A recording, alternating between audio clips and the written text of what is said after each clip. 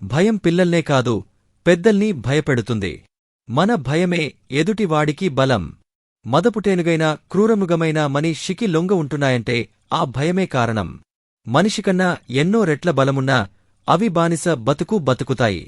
అదే కోతులను చూడండి. మీదికి దూకబోతున్నట్లు నటించి మనని భయపెడతాయి. భయపడకుండా మనం ఒకడుగు ముందుకేస్తే అవి వెనక్కి పారిపోతాయి. అదే మనం భయపడి వెనకడుగేస్తే అవి ముందుకు దూకుతాయి.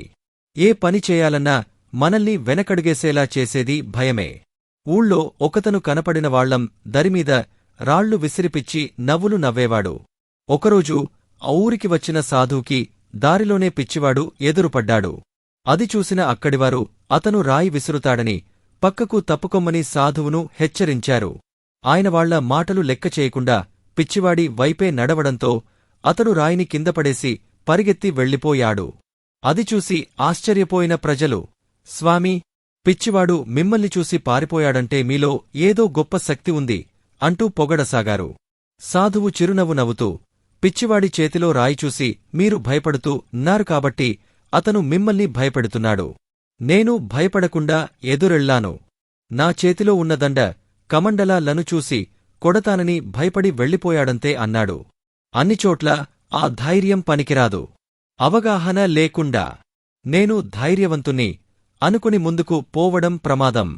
ఒక్కోసారి భయమే పెద్ద రోగం అవుతుంది.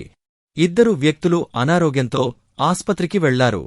అన్ని టెస్టులు చేశాక వారిలో ఒకరికి క్యాన్సర్ చివరి దశ అని, మరొకరికి ఎలాంటి అనారోగ్యమూ లేదని తేలింది. కొద్ది రోజుల తేడాతో 2 చనిపోయారు. అసలేం జరిగిందంటే వాళ్ళిద్దరి పేర్లు దాదాపుగా ఒకేలా ఉండటంతో రిపోర్టులు తారుమారయ్యాయి. ఏమీ లేదని రిపోర్టు వచ్చినా జబ్బు అప్పటికే చివరి దశలో ఉంది కాబట్టి మొదటి వ్యక్తి మరణించాడు. ఏమీ లేని వ్యక్తికి క్యాన్సర్ అన్న రిపోర్టు రావడంతో జబ్బు లేకున్నా భయంతోనే అతడి ప్రాణం పోయింది.